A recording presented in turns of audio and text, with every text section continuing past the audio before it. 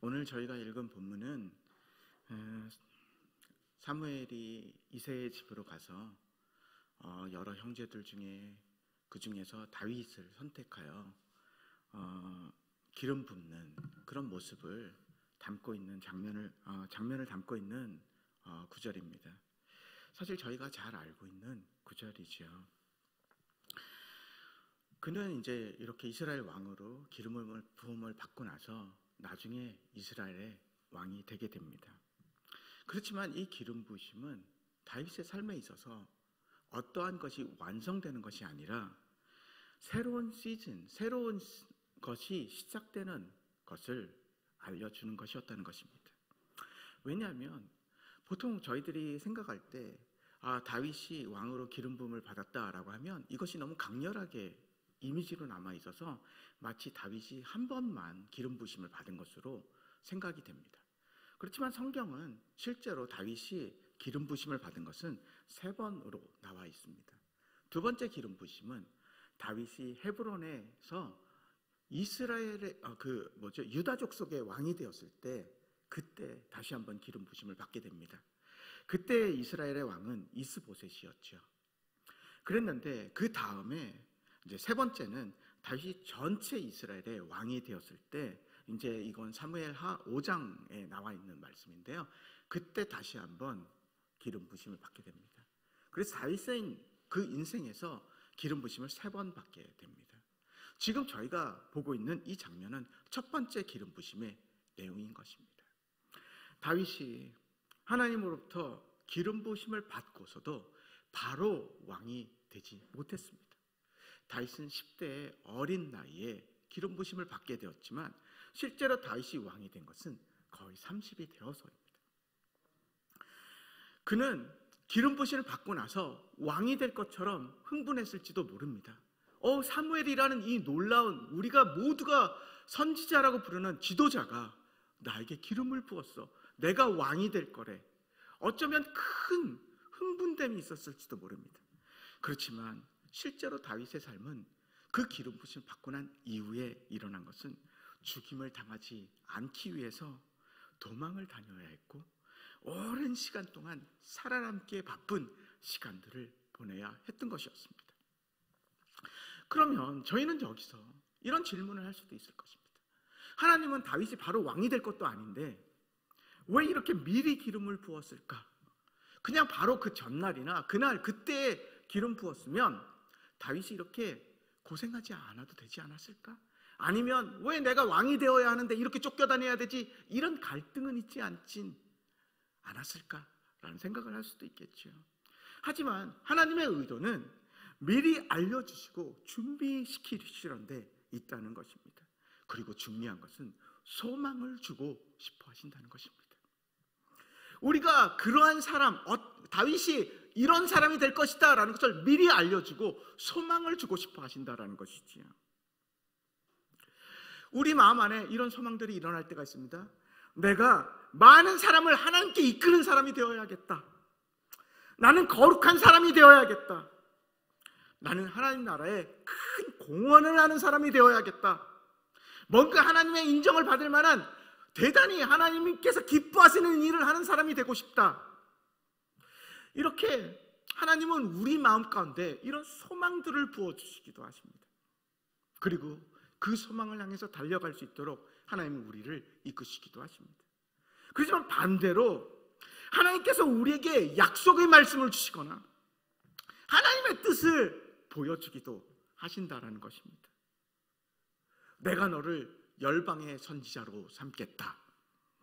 내가 너로 하나님 나라를 섬기게 하는 사람으로 만들겠다. 내가 너를 중보기도자로 삼겠다. 내가 너를 어려운 사람들에게 위로와 긍휼을 베푸는 자로 삼겠다. 이런 하나님께서 우리에게 그런 마음을 주시고 그런 말씀을 들려주시거나 깨닫게 해주시거나 예언의 말씀을 통해서나 여러 가지 방법으로 우리 안에 하나님의 그런 뜻을 느끼게 하는 그런 놀라운 순간들도 우리 안에 있다는 것입니다. 요셉도 어린 나이에 꿈을 꿨습니다. 그때는 요셉이 자신이 어떤 사람이 될지는 몰랐겠지만 애굽의 총리가 될 것이라고는 생각지 못했을 것입니다. 하지만 요셉은 한 가지는 알았습니다. 아니, 우리 부모님과 형제들이 다 나한테 절할 만한 어떤 사람이 되는 거구나. 해와 달들도 절을 하는구나. 뭔가 대단한 사람이 되도록 하나님 하시겠구나 라는 것만은 알았다는 것입니다. 하나님은 굉장히 친절하신 분이라고 저는 생각합니다. 미리 먼저 설명해 주시고 알려주시고 우리를 인도하시는 분이신 것이죠. 우리가 어딘가 새로운 장소에 갈 때 많은 사람들이 지금은 인터넷이 발달해서 그 장소를 검색해보고 어떻게 가야지, 우리가 어딘가를 대중교통을 통해서 찾아갈 때 몇 번을 타야 되지, 이런 것들을 미리 다 준비합니다. 새로운 것을 도전하는 것이 기대가 되기도 하지만 사실 또 한편으로는 불안한 마음도 생겨날 때가 있는 것 같습니다. 종종 우리의 마음속에 우리의 미래는 불투명하게 느껴질 때가 있습니다. 벌써 코로나 바이러스로 인해서 오랜 시간 동안 저희가 이렇게 지내고 있습니다. 이것이 언제 끝날 수 있을까? 곧 끝나면 좋겠다, 곧 끝나겠지라는 생각을 하지만 계속해서 이 시간들이 이어져 오고 있습니다. 우리의 미래는 불투명하게 느껴질 때가 참 많습니다. 이런 온 세상에 대한 것뿐만 아니라 나의 미래도 불투명하게 느껴지는 것이 많습니다. 인도에 비자가 나오지 않아 들어갈 수 없는 시간이 길어지고 있을 때 언제 갈 수 있을까? 많은 것이 명확하게 손에 잡히는 것이 보이지 않는 것도 우리 삶 안에 일어나고 있는 것입니다. 그래서 때로는 불안하고 때로는 초조하고 때로는 두려운 마음이 우리 안에 생겨나기도 하는 것 같습니다. 때로는 소망이 생기기도 하지만 그렇지 않은 경우도 많다는 것입니다. 그런데 하나님은 우리에게 소망을 주고 싶다고 말씀하셨습니다. 예레미야 29장에 보면 이렇게 말씀하십니다. 너희를 향한 나의 생각은 내가 하나니 재앙이 아니요 곧 평안이요 미래의 소망을 주려 하는 것이다. 하나님은 우리에게 주시고 싶어하는 것이 여러 가지가 있지만 그 중에 아주 중요하게 생각하시는 것이 우리에게 소망을 주시고 싶으신 것이. 그래서 미리 알려주시는 것이에요. 미리 꿈을 꾸게 하시는 것이에요. 미리 그것을 느끼게 하시는 것이에요. 열정을 주시는 것이에요. 난 그런 사람이 되고 싶어요. 나는 하나님을 위해 살고 싶어요. 그것이 얼마나 멀리 떨어져 있는 미래에 일어날 수 있는 일인지, 1년 후인지 5년 후인지 10년 후인지 20년 후인지 그건 저희가 알 수 없지만 하나님은 우리의 소망을 주시고 그 길로 이끌어서 그 소망이 이루어지는 것을 하나님 우리에게 보여주고 싶어 하신다는 것입니다. 그런데 하나님은 능력이 많고 우리가 뛰어난 사람이기 때문에 우리를 세우시는 것이 아닌 것입니다.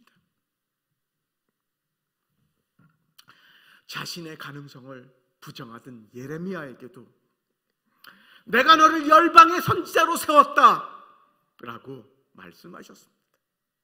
하나님께서 내가 너를 좀 쓰자라고 말씀하셨을 때 모세는 안 됩니다라고 3번 이야기하셨습니다. 안 됩니다. 저는 할 수가 없습니다. 하나님은 대체 무엇을 보고 이러한 사람들을 세웠을까요? 중요한 것은 어느 누구도 하나님 앞에서는 자격이 있는 사람이 없다는 것입니다. 다시 말하면 우리 모두가 다 고만고만한 사람들이라는 것입니다. 하나님 보시기 우리가 볼 때는 누가 대단한 것 같고 내가 대단한 것 같고 네가 별로인 것 같고 네가 대단한 것 같고 내가 별로인 것 같지만 하나님 눈에는 다 고만고만한 비슷한 사람들이라는 것입니다. 그래서 우리가 그것을 모르기 때문에 사람들이 어리석은 짓을 하는 것입니다. 비교하고 경쟁하고 우월감을 가지고 열등감을 느끼고. 그렇지만 우리가 알아야 하는 것은 자격으로 부르심을 받은 것이 아니라 은혜로 우리를 선택하셨다는 것을 알아야 하는 것입니다. 그분의 선택은 우리의 자격의 대가가 아니라 그분의 은혜의 뿐일 것이라.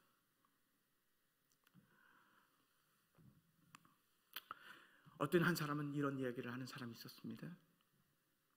남에게 불편한 소리를 막말하듯이 하고, 그리고 다른 사람의 어떤 문제점을 막 이야기하면서 어떤 때는 그것이 마치 욕하는 것처럼, 비난하는 것처럼 하는 사람도 있습니다. 그리고 그 사람이 이렇게 말하더라고요. 내가 그를 위치는 되잖아. 내가 이 정도 위치가 되지. 내가 그럴 권리가 있지. 내가 그럴 자격이 있지. 내가 마치 뭐가 된 것처럼, 우리가 뭔가 이룬 것처럼 생각하고 말하고 행동하게 될 때 저희의 이런 점들은 너무 하나님 앞에 부끄러운 순간이 되어진다는 것입니다. 왜냐하면 우리의 자격으로 하나님이 우리를 부르신 것이 아니라 그분의 은혜로, 사랑으로 우리를 부르셨다는 것입니다. 하나님이 우리에게 어떠한 역할을 맡기시든지, 하나님이 어떠한 말씀을 하시든지 우리는 겸손해져야 하는 것입니다. 너희 중에 크고자 하는 자는 섬기는 자가 되어야 한다. 내가 온 것은 섬김을 받으러 온 것이 아니라 도리어 섬기고 내 목숨을 내어주러, 대속물로 내어주러 왔다 라고 말씀하셨습니다. 예수님은 어떠한 사람이 되었을 때 그 사람의 역할, 무슨 일을 해야 한다라는 것을 말씀하신 것이 아니라 예수님은 그 태도와 마음에 대한 이야기를 하셨다는 것입니다. 왜 예수님은, 왜 성경은 이렇게 태도와 마음에 대한 이야기를 하고 있는지 우리가 생각해 볼 필요가 있다는 것입니다. 역대하 16장 9절에서는 이렇게 말씀하십니다. 여호와의 눈은 온 땅을 두루 감찰하사 전심으로 자기에게 향하는 자들을 위하여 능력을 베푸시나니. 전심으로 자기를 향하여 향하는 사람을 찾아 능력을 베푸신다 말씀하셨어요. 여기에 중요한 표현이 있습니다. 전심으로 나를 찾는 자, 전심으로 나에게 향하는 자라는 것이 전심이라는 것입니다. 우리가 전심의 뜻을 너무 잘 알고 있죠. 마음 전체를 의미하는 것입니다. 어느 마음의 일부분이 아니라 마음 전체, 조그만 부분도 빠지지 않고 전체, 마음 전체가 하나님께 향한 사람, 마음 전체가 하나님께 쏠려 있는 사람, 그것을 말하는 것입니다. 그래서 하나님이 우리에게 찾으시는 것은 우리의 마음이에요. 실제로 다윗을 선택해서 기름을 부으셨을 때도 하나님께서 이렇게 말씀하셨습니다. 사람은 사람을 외모로 취하거지만 나는 사람의 마음의 중심을 본다. 그들의 마음을 보고 선택한다 라고 말씀하셨습니다. 내가 그 역할을 하는 것, 나는 이런 사람이 되고 싶어. 나는 많은 사람들을 하나님께로 이끄는 사람이 되고 싶어. 나는 특별한 하나님 나라의 공헌을 하는 사람이 되고 싶어 라고 하는 그 사람의 역할을 하는 것이 중요한 것이 아니라 먼저 내 마음이 하나님과 합한 사람이 되는 것이 더 중요하다는 것입니다. 그래서 우리의 마음을 깨끗하게 유지해야 한다는 것입니다. 그리고 우리의 마음을 잘 다스릴 줄 알아야 한다는 것입니다. 우리가 하나님이 사용하실 수 있는 사람이 되느냐, 또 그 통로가 되느냐는 우리의 마음의 문제를 어떻게 다루어 가느냐에 달려 있다는 것입니다. 사무엘상 17장에 보면 두려워서 덜덜 떨고 있는 사울에게 찾아가서 다윗이 이렇게 이야기합니다. 그로 인하여, 골리앗을 인하여 사람이 낙담하지 말 것이다. 주의 종이 가서 저 블레셋 사람과 싸우겠습니다 라고 이야기했습니다. 우리는 다윗이 골리앗을 이긴 이야기를 아주 잘 알고 있습니다. 어린 다윗이 굉장히 용감했다더라. 돌멩이 하나로 골리앗을 엎드렸다더라. 우리는 그 이야기를 그렇게 이해하고 잘 알고 있습니다. 그러나 그 이야기는 그냥 어린 다윗이 돌멩이 하나 들고 나가서 던졌더니 골리앗이 쓰러졌더라라는 그런 단순한 이야기가 아닌 것입니다. 왜냐하면요, 그 안에는 마음을 다스리는 이야기가 있기 때문이에요. 그것이 숨겨져 있기 때문입니다.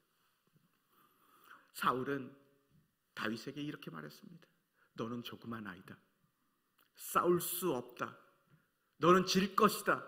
우리는 아무도 골리앗을 상대해서 이길 자가 없다 라고 말할 때 다윗은 사울에게 이렇게 말했습니다. 낙담하지 마십시오. 오히려 다윗은 사울을 격려했습니다. 사울은 이미 골리앗과 마주칠 수 없을 정도로 낙담해 있고 낙심해 있는 상황이었다는 것입니다. 사울 왕은 자신의 마음의 이슈를 다루지 못하기 때문에 실제 일어나는 많은 일들에서 하나님의 사람으로 살아가고 있지 못하다라는 것입니다. 내 마음을 다스릴 수 없기 때문에, 이 두려움을, 이 낙심을, 이 좌절감을 다스릴 수 없기 때문에 그렇다는 것입니다. 다윗이 골리앗과 싸워 이기기 전에 싸워야 했던 전쟁이 있었습니다. 그것은 자신의 마음속에 일어나는 부정적인 감정을 극복하는 것이었습니다. 자신의 마음을 다스리는 싸움이었던 것입니다. 다윗은 가정에서 외톨이로 자라났습니다. 그 증거가 여러 군데 드러났겠지만 사무엘이 집에 왔을 때 다른 아들들은 다 불렀는데 다윗만 혼자 동떨어져 양을 치고 외딴 들판에서 양을 치고 있었습니다. 아무도 자신을 중요하게 여겨주는 것 같지도 않고 기억해 주지는 것 같지도 않고 내가 빠졌는데 아무도 개의치 않는 것 같고 관심을 기울여주지 않는 것 같은 왕따가 되어진 것 같은 자신을 보는 외로움과의 전쟁이 있었습니다. 다윗은 어린 나이에 들판에서 목숨을 내걸고 양들을 사자와 곰으로부터 지켜내야만 했습니다. 나를 지켜주는 사람은 없어도, 내 목숨을 걱정해주는 사람은 없어도 양을 지켜야 한다는 그 마음속에 두려움과 분노와의 전쟁이 있었습니다. 그는 전쟁터에 아버지의 부탁으로 찾아가게 되죠. 도시락을 가지고 갑니다. 그런데 형들이 이렇게 말합니다. 다윗을 보면서 야, 너는 전쟁을 이렇게 구경하러 왔냐? 양떼를 들판에 다 버려두고 전쟁을 구경하러 왔냐? 아유, 이 교만하고 완약한 사람아. 다윗은 무시를 당했고 오해를 받았고 그리고 억울한 감정과 싸워야만 했습니다. 사울에게 찾아가 골리앗과 싸우겠다고 말을 했을 때 다윗은 어린아이 취급을 당했습니다. 그는 리더의 인정을 받지 못했고 자신이 별로 중요하지도 않고 가치가 있어 보이지도 않는 그 감정과 싸워야만 했습니다. 덩치가 어마어마한 골리앗 그리고 많은 사람들이 지켜보는 전쟁의 중압감 가운데에서 위축되는 마음과 싸워야만 했습니다. 실패에 대한 두려움, 사람들이 평가에 대한 두려움, 결과를 알 수 없는 두려움, 앞으로 어떻게 될지 모르는 미래에 대한 그 불안감, 그 수많은 두려움과 불안감, 감정과 싸워야만 했던 것입니다.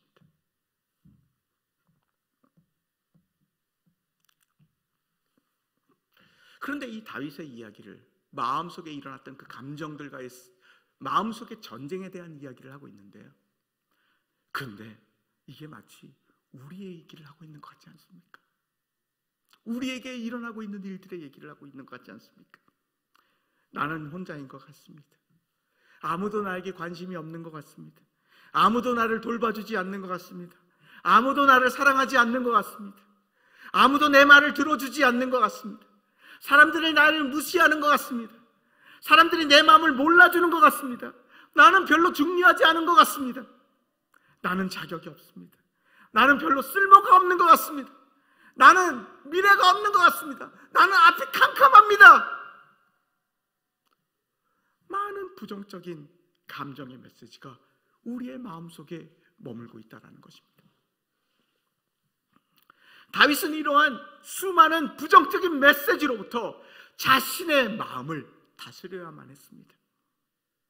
자신의 주어진 일들에 대해서 최선을 다하기 위해서 부정적인 마음과 싸워야만 했다는 것입니다. 다윗은 도망가지도 않았고요, 원망하지도 않았고요, 비난하지도 않았고요, 포기하지도 않았고요, 나태하지도 않았고, 그렇다고 해서 관계를 깨뜨리지도 않았습니다.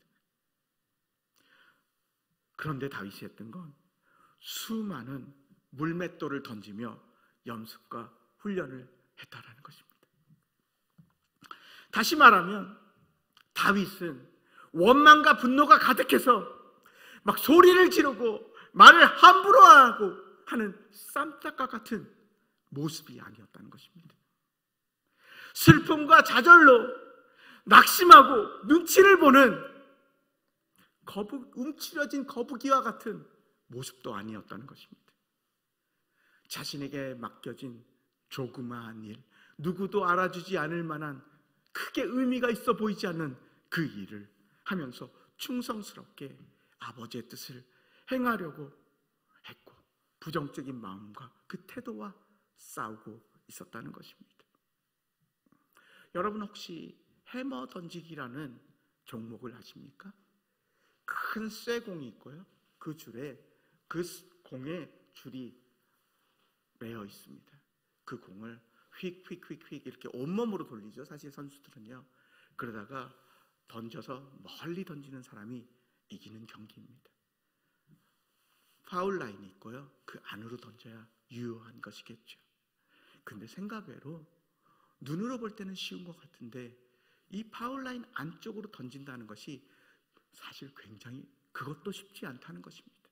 그것도 멀리 던지기 위해서는 아주 힘을 다해서 돌면서 빠르게 던져야 되지 않겠습니까? 그것이 정확하게 던지는 것이 그렇게 쉽지 않다는 것입니다. 여러분 혹시 여성분들은 아마 운동을 잘 하지 않으셨겠지만 혹시 남성분들은 야구를 해보신 적이 있으십니까? 그 중에서 투수를 한번 해보신 적이 있으십니까? 포수가 미트를 이렇게 대고 있는데 그 자리에 정확하게 던지는 것이 사실 굉장히 어렵습니다. 별로 많이 떨어지지 않은 거리인 것 같아요. 그런데 그 큰 공을 던져서 정확하게 그 자리에 살살 던져도 넣기가 어렵다는 거예요.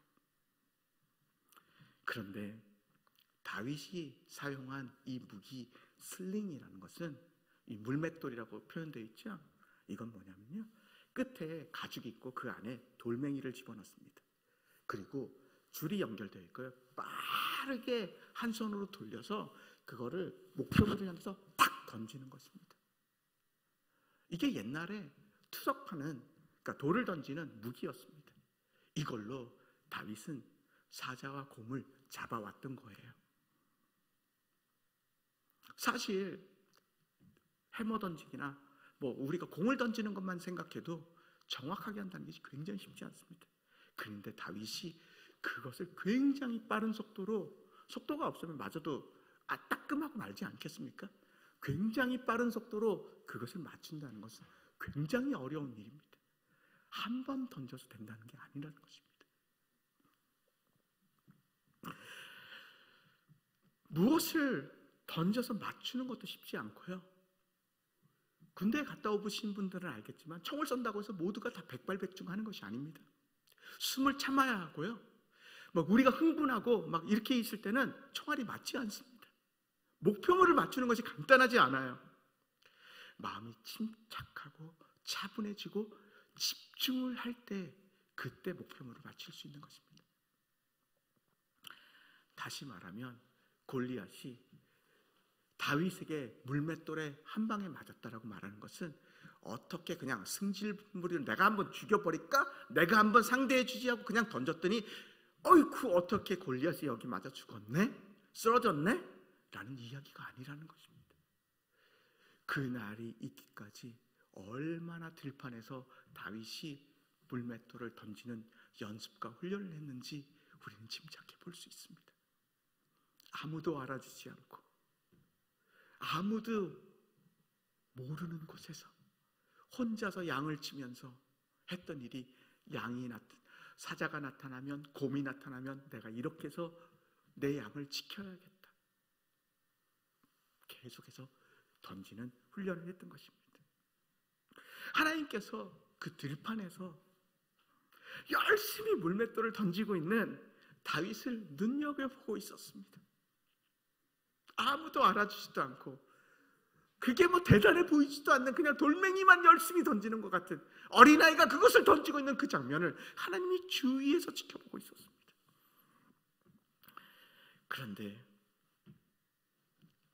어느 날 다윗이 던진 돌멩이가 정확하게 목표물을 맞추기 시작했습니다. 하나님이 흥분하셨습니다. 이야! 드디어 네가 맞추는구나! 야, 이걸 어떻게 맞히지? 굉장하다! 너무 잘하고 있다. 다윗이 자신에게 맡겨진 이 조그만 일을 잘하기 위해서, 충성스럽게 하기 위해서 열심히 사자와 곰으로부터 양들을 지키기 위해서 이 물맷돌을 던져 맞추는 이 다윗을 보고 계셨다는 것입니다. 그리고 하나님은 마음에 확신을 하셨습니다. 이 사람이다. 내가 이 사람을 이스라엘 왕으로 삼아야겠다. 이 사람이 나의 뜻을 행하는 사람이다. 이 사람이 이스라엘의 왕이 되어야 한다 라고 하나님 마음에 작정을 하셨습니다. 그리고 사무엘에게 이새의 집으로 가라 라고 말씀하셨습니다.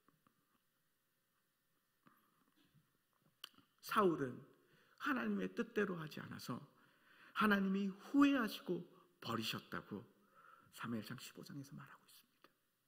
하나님의 뜻대로 행하지 않았기 때문에 버림을 받았다. 순종하지 않았기 때문에 버림을 받았다라고 말합니다. 그런데 사도행전 13장 22절에는 이렇게 말합니다. 사울을 패하시고 다윗을 왕으로 세우시고 정언하여 이르시되 내가 이새의 아들 다윗을 만나니 내 마음에 합한 사람이다. 내 마음에 맞는 사람이다. 그런데 이 표현을 영어 성경에서 좀 더 자세하게 설명하고 있습니다. NIV에서는 이렇게 말합니다. 내가 그에게 하기를 원하는 것을 다 할 사람이다. KJV 버전에서는 이렇게 말합니다. 내 모든 것을 다 성취할 사람이다. 하나님은 나의 뜻을 행할 사람, 그것에 관심이 있는 사람, 하나님의 뜻이 이루어지기를 바라는 그 마음으로 가득 차 있는 사람, 그 마음으로 하나님을 바라보고 있는 사람, 그런 사람을 찾고 계셨다는 것입니다.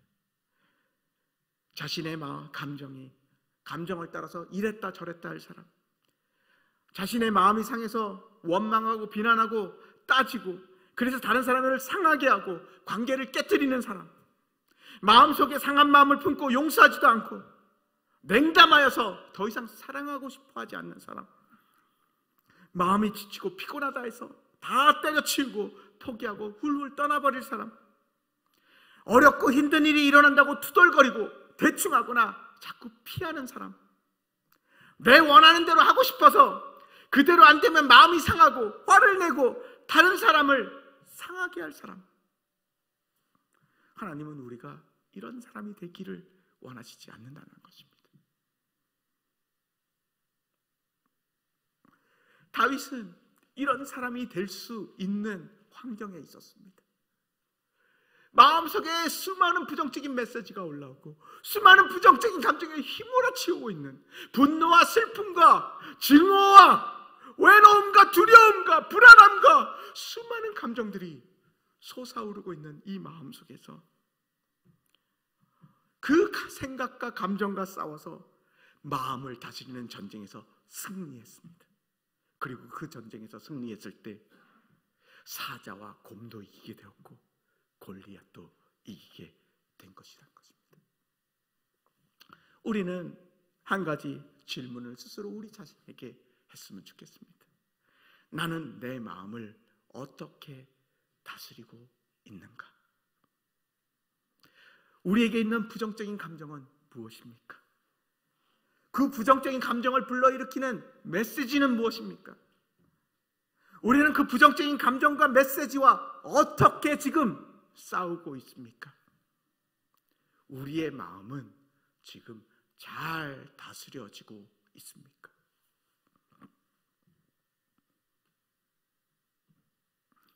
우리의 삶에서 이제 이전과 달리 우리가 좀 다르게 살아야 하지 않겠습니까? 다윗처럼 마음을 다스리고 우리가 좀 이제 벌떡 좀 일어나서 우리가 하나님 앞에 전심으로 갈 수 있어야 하지 않겠습니까? 이제 혹시나 여러분 우리의 마음속에 내가 더 이상 이렇게 살고 싶지 않아 라는 생각이 있다면 우리는 지금 이제 바꾸어야 할 것입니다. 하나님의 뜻을 쫓아 사는 것을 선택해야 할 것입니다. 다윗이 기름 부심을 받고 나서는 바로 왕이 되지 못했습니다. 하지만 즉시 일어난 결과를 성경은 우리가 오늘 읽은 본문에서 이렇게 말합니다. 이날 이후로 다윗이 여호와의 영에게 크게 감동되니라. 그는 하나님의 영에 감동된 성령의 사람, 하나님의 사람으로 살아가기 시작했던 것입니다. 오늘 우리가 함께 잠시 같이 기도할 수 있었으면 좋겠습니다. 이 시간 저희가 기도할 때는 우리 속에 떠오르는, 우리 속에서 막 용솟아 치고 있는 부정적인 감정들이 혹시 있습니까? 그리고 그런 메시지들이 있습니까?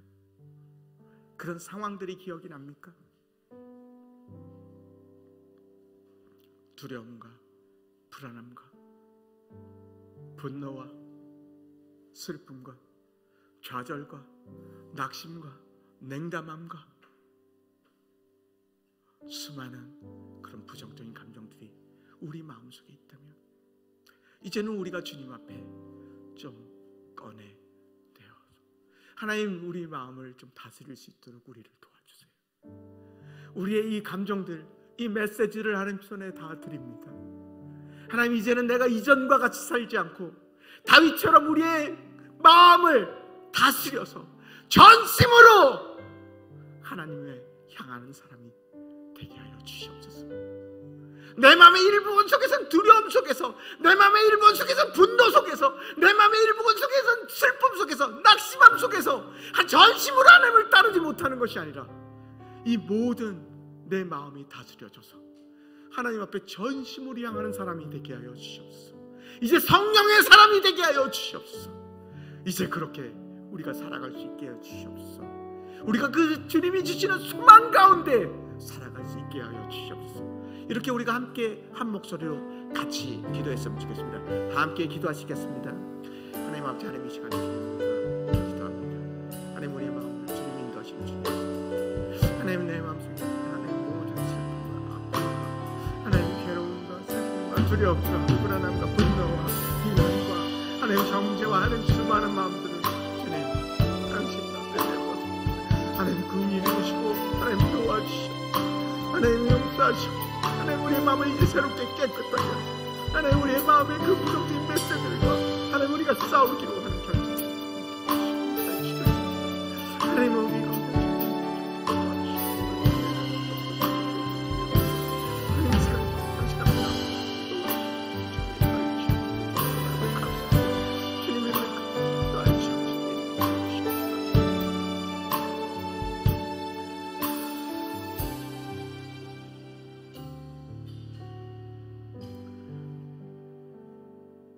하나님 우리 가운데 소망을 주기를 기뻐하시고 또 소망을 주시는 하나님 인해서 감사합니다. 하나님 우리의 무리가 불투명한 것 같고 불안한 것 같지만 하나님 우리에게 선하신 아버지가 되시고 하나님 우리에게 가장 좋은 것을 주시는 분이신 것도 믿습니다. 하나님 우리를 최상의 것으로 주실 뿐만 아니라 우리를 아름다운 곳으로 이끌어 가시며 하나님 우리를 하나님의 사람으로 하나님 세우실 것에 대한 하나님 우리의 기대감이 있습니다. 그리고 하나님 우리에게 그것에 대한 소망을 주셔서 주님 감사합니다. 하지만 우리의 마음속에 있는 수많은 이 부정적인 감정들과 메시지로 인해서 하나님 우리의 마음이 하루에도 여러 번 뒤틀어지고 흔들어지고 하나님 우리가 하나님의 당신의 사람으로 살아가는 것이 하나님 참으로 도전이 될 때가 많은 것을 주님 앞에 고백합니다. 주님 긍휼히 여겨 주시옵소서. 하나님 우리를 용서하여 주시옵소서. 하나님 우리의 마음을 다스리지 못하고 전심으로 당신 앞에 나아가지 못하는 우리들을 주님 긍휼히 여겨 주시길 주님 기도합니다. 하나님 그래서 이제는 하나님 우리가 다윗이 했던 것처럼 하나님 우리의 마음들을 다스리는 전쟁에서 승리하게 하여 주시옵소서. 하나님 우리가 그런 부정적인 감정 속에 하나님 휘몰아치면서 그 속에 살아가는 것이 아니라 하나님 그걸 메시지 속에서 살아가는 것도 아니고 그 감정에 대한 반응으로 우리가 살아가는 것이 아니라 이제는 하나님 우리의 마음속에 당신이 주시는 마음으로 가득하게 하여 주시옵소서. 당신이 주시는 사랑으로 가득하게 하여 주시고 우리의 마음이 잔잔하게 가라앉게 하여 주시옵소서. 하나님 우리의 마음속에 계속해서 일어나는 이러한 부정적인 감정과 메시지와 하나님 우리가 잘 싸워낼 수 있도록 우리를 날마다 힘주시고 도우시고 인도하여 주길 주님 기도합니다. 그래서 하나님이 우리에게 소망을 주시고 우리에게 말씀하신 그 일들이 또 그 사람이 되어지도록 우리의 삶을 모두 인도하여 주시옵소서. 감사하며 예수 그리스도 이름으로 기도합니다. 아멘.